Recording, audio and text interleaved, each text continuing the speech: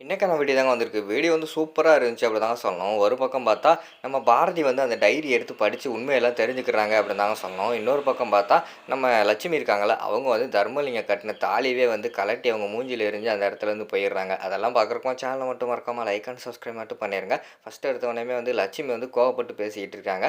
"உனக்கு என்னையா பாவம் பண்ணேன்? கல்யாணம் முடிஞ்ச காலத்துலேருந்து இப்போ வரைக்கும் உனக்கு உண்மையா தானே இருக்கேன். அப்படி இருக்கும்போது என் மேலே எதுக்குயா திருட்டு பட்டமெல்லாம் கட்டிக்கிட்டு இருக்க?" அப்படின்னு சொல்லிட்டு அவங்க கோவப்பட்டுக்கிட்டு இருக்கிற மாதிரி காட்டிக்கிட்டு இருக்காங்க. தர்மலிங்கத்துக்கு வந்து என்ன பேசுறதுனே தெரியல. அமைதியாவே நின்னுகிட்டு இருக்காங்க. உடனே அழகர் வந்து சொல்றாரு, "யோவ் சொல்லுயா, உனக்கு என்னதான்யா பிரச்சனை? நீ பண்ண தப்பெல்லாம் மன்னிச்சு எல்லாருமே வந்து இப்ப அமைதியா தான் இருக்கோம். நானும் உன்னை மன்னிச்சிடுறேன். ஆதி உன்னை மன்னிச்சிடுறாங்க. சரியா? உனக்கு வந்து கோவம் என் மேலயும், ஆதி மேலயும் தான். உன் பொண்ண வந்து நான் வந்து கல்யாணம் பண்ணிக்கிட்டேன். அதனால என் மேல கோவப்படுற. ஆதி வந்து எனக்கு வந்து சப்போர்ட்டா வந்து நில்றான். அதனால வந்து அவன் மேல கோவப்படுற. இவங்க என்னய்யா பண்ணாங்க? இவங்க பாவம்யா. எதுக்குயா அவங்க அம்மா மேலயும், உங்க ஒய்ஃப் மேல இப்படி கோவப்பட்டுக்கிட்டு இருக்க? உனக்கு ஏன்யா இந்த புத்தி?" அப்படிங்கிற மாரி சொல்லிட்டு அந்த இடத்துல அழகர் வந்து கோவப்பட்டு பேசிக்கிட்டு இருக்கிற மாதிரி தான் காட்டுறாங்க. இதுக்கு மேலே வந்து இவன் கூட வாழ்ந்தா சரிப்பட்டு வராது. இப்பயே வந்து இவன் தாலியை கழட்டி அவன் மூஞ்சில எறிஞ்சாதான் அவனுக்கு வந்து பொண்டாட்டியோட அருமை தெரியும் அப்படின்னு சொல்லிட்டு லட்சுமி வந்து அவன் கழுத்தில் இருந்த தாலியை வந்து கழட்டிடுறாங்க. கழட்டி தர்மலிங்கத்து மூஞ்சிலே எரிஞ்சிடுறாங்க. "நீயும் வேண்டாம், உன் தாலியும் வேண்டாம். தயவுசெய்து வந்து என்னை தேடி வந்துடாத. பிறகு உன்னைய நானே கொன்று உனக்கு நானே கொல்லி வைக்கிற நிலைமை வந்துடும். தயவுசெய்து வந்து என் மூஞ்சிலே முழிக்காத. உன்னை பார்த்தாலே வந்து எனக்கு அருவருப்பாக இருக்குது" அப்படின்னு சொல்லிட்டு அந்த இடத்துல இருந்து லட்சுமி வந்து தாலியை தூக்கி எறிஞ்சிட்டு போயிடுறாங்க. தர்மலிங்கம் வந்து கையில் தாலியை வச்சுக்கிட்டு வில்லத்தனமாக யோசிச்சுக்கிட்டு இருக்கிற மாதிரி காட்டிக்கிட்டு இருக்காங்க. அடுத்த சீனில் பார்த்துக்கிட்டோம்னா நம்ம பாரதி இருக்காங்கல்ல, பாரதி வந்து தற்செயலாக ரூமுக்குள்ளே வராங்க. ஆதி பார்த்துக்கிட்டோம்னா அவனுக்குள்ளே அவர் எழுதி வச்சார்ல டைரி, இதுக்கு முன்னாடி அவரோட பழைய ஞாபகத்தெல்லாம் எழுதி வச்சார்ல, அந்த டைரியை வந்து அந்த கட்டிலே போட்டு வச்சுட்டு போயிடுறாரு. அதை வந்து பாரதி வந்து பார்த்துடுறாங்க. "என்ன டைரி இது, புதுசாக இருக்கே" அப்படின்னு சொல்லிட்டு ஓப்பன் பண்ணி பார்க்குறாங்க. அதில் ஆதி எழுதுனதெல்லாம் இருக்குது. என் பேர் வந்து ஆதி, எங்கள் அம்மா பேர், அவங்களோட சொந்த டீட்டெயிலெலாம் எழுதிட்டு, நான் பாரதி வந்து இந்த ஒரு நாள் குறிப்பிட்டிருக்காங்க. அந்த நாளில் தான் பார்த்தேன். அந்த நாளில் வந்து படத்தில் வர்ற மாதிரி என் நெஞ்சிலையும் பட்டாம்பூச்சியெல்லாம் பறந்துச்சு. அவங்கள லவ் பண்ணேன். ஆனால் அவங்கக்கிட்ட சொல்கிறதுக்கு தயக்கமாக இருந்துச்சு. அவங்க என்ன நினைப்பாங்கன்னு தெரியலை. ஆனால் இருந்தாலும் எங்களுக்கு எப்படியோ வந்து கல்யாணம் முடிஞ்சுச்சு அப்படின்னு கல்யாண நாள்லாம் எழுதிக்கிட்டு இருக்காங்க. அப்போது வந்து நான் வந்து அவங்கள ஒய்ஃப் ஆக்கலை. என் என் மக தமிழ் இருக்கா, அவளை தான் நான் வந்து பிள்ளையாக்குனேன் அப்படி இப்படின்னு சொல்லிட்டு என்னென்னமோ எழுதியிருக்காங்க. அதை பார்த்தோன்னே பாரதிக்கு வந்து சந்தோஷமாயிருது. பரவாயில்லையே, ஆதி வந்து நம்மளை நினச்சி ஃபீல் பண்ணி டைரியெல்லாம் எழுதி வச்சிருக்காரு அப்படின்னு சொல்லிட்டு ஃபீல் பண்ணிக்கிட்டு இருக்காங்க. அந்த இடத்துக்கு வந்து ஆதி வந்து வந்துடுறாங்க. வந்தவொடனே, "என்ன பாரதி?" அப்படிங்கிற மாதிரி கேட்டவுடனே, "பரவாயில்லையே ஆதி, உங்களுக்கு எப்போயில இருந்த பழக்கம்?" அப்படிங்கிற மாதிரி கேட்டவுடனே, "ஓ அதுவா, அது இப்போ தான் எழுதணும்னு தோணுச்சு, அதனால தான் எழுதினேன்" அப்படிங்கிற மாதிரி சொல்கிறாங்க. "ஓ அப்படியா, பரவாயில்ல. இருந்தாலும் வந்து நம்மளோட கதையெல்லாம் சூப்பராக இருக்குது. இப்போ தான் படித்து பார்த்தேன்" அப்படிங்கிற மாதிரி சொல்லிக்கிட்டு இருக்காங்க. "ஓ அப்படியா, அந்த டைரியை கொடுங்க" அப்படி சொல்லிட்டு ஒரு பெட்டி மாதிரி இருக்குது. அந்த பெட்டியை எட்டு வராங்க. பெட்டி எட்டு வந்துட்டு அந்த பெட்டிக்குள்ளே வச்சு டைரியை வந்து பூட்டிடுறாங்க. "என்ன ஆதி, அந்த டைரி வந்து அவ்வளோ முக்கியமா? பெட்டிக்குள்ளே வச்சு பூட்டுறீங்களே" அப்படிங்கிற மாதிரி சொன்னோடனே, "ஆமாங்க, இந்த பெட்டியை பார்த்தோன்னே தான் எனக்கு அந்த டைரி எழுதணும்னு தோணுச்சு. அதனால தான் எழுதி வச்சேன்" அப்படின்னு சொல்லிட்டு அந்த பெட்டியை பூட்டி ஒரு கழுத்தில் வந்து செயின் மாதிரி போட்டிருக்காரு. அந்த செயின்லேயே அந்த சாவியும் தொங்க போட்டுக்கிறாரு. "பரவாயில்லையே, இவ்வளோ பத்திரமா அந்த டைரியை வச்சுருக்கீங்களே" அப்படின்னு சொல்லிட்டு பாரதி வந்து பெருமைப்படுறாங்க.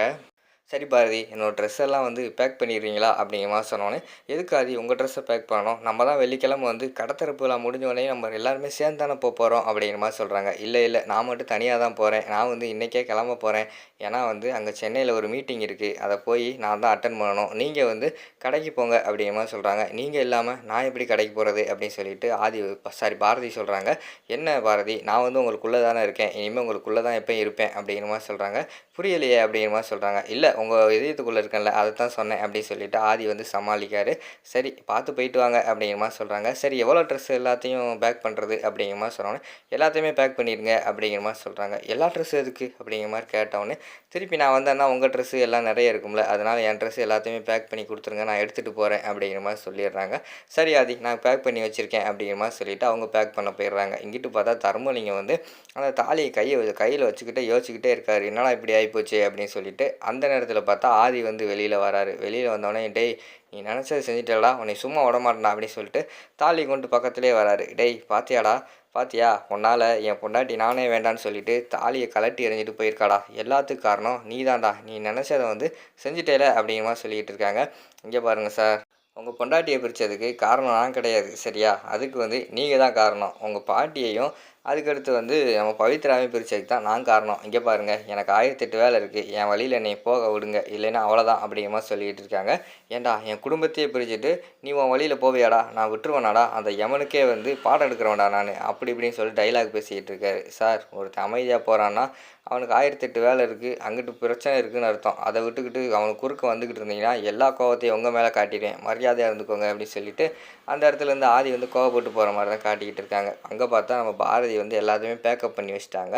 வீட்டில் வந்து பேக்கப் பண்ணி வச்ச உடனே என்னம்மா இவ்வளோ பேக்கப் பண்ணி வச்சுருக்கீங்கன்னு சொல்லிட்டு தமிழ் வந்து கேட்குறாங்க. ஆமாடி உங்கள் அப்பா வந்து நம்மளெல்லாம் விட்டு போகிறாராம், அவருக்கு வந்து நம்மளாம் வேண்டாமா அப்படிங்கிற மாதிரி சொல்லிகிட்டு இருக்காங்க. அப்பா என்னப்பா நீங்கள் இப்படியெல்லாம் சொல்லிக்கிட்டு இருக்கீங்க, நேத்தானப்பா சொன்னீங்க நம்மலாம் சேர்ந்து வாழ போகிறோம்னு சொல்லிட்டு, எனக்கு எங்கள் அப்பா வேணும் அப்படின்னு சொல்லிட்டு அழுக ஆரம்பிச்சிடுறாங்க. பாரதி வந்து ஏய் சும்மா சொன்னடி, அப்பா நம்மளை விட்டு எங்கே போகிறாரு, நம்ம கூட தான் இருப்பார், நான் விளையாட்டுக்கு சொன்னேன் சரியா அப்படிங்கிற மாதிரி சொன்னோடனே, விளையாட்டு கூட இப்படிலாம் சொல்லாதம்மா அப்படின்னு சொல்லிட்டு தமிழ் வந்து சொல்கிறாங்க. சரி சரி கோவப்படாதடி, வா கடைக்கு போவோம்னு சொல்லிட்டு அவங்கள வந்து கடைக்கு கூட்டு போகிற மாதிரி தான் காட்டிக்கிட்டு இருக்காங்க. ஆதி வந்து அந்த இடத்துல நின்று யோசிச்சுக்கிட்டே இருக்கிற மாதிரி காட்டுறாங்க. இந்த பக்கம் வந்து பாட்டி வந்து சொல்கிறாங்க, டேய் பேசாமல் பொண்டாட்டிக்கிட்ட அந்த வீடியோவை காட்டி அவங்க அப்பனை பற்றி எல்லாத்தையும் சொல்கிறா அப்படிங்கிற மாதிரி சொன்னோடனே அவளாம் நம்ப மாட்டா, அவள் இதையும் கிராஃபிக்ஸ்னு சொல்லுவா பாட்டி அப்படின்னு சொல்லிட்டு அவங்க பேசிக்கிட்டு இருக்கிற மாதிரி தான் காட்டிக்கிட்டு இருக்காங்க. அதோட பார்த்துக்கிட்டிங்கன்னா அந்த ஃபஸ்ட்டு பார்ட்டை வந்து முடிச்சிடுறாங்க.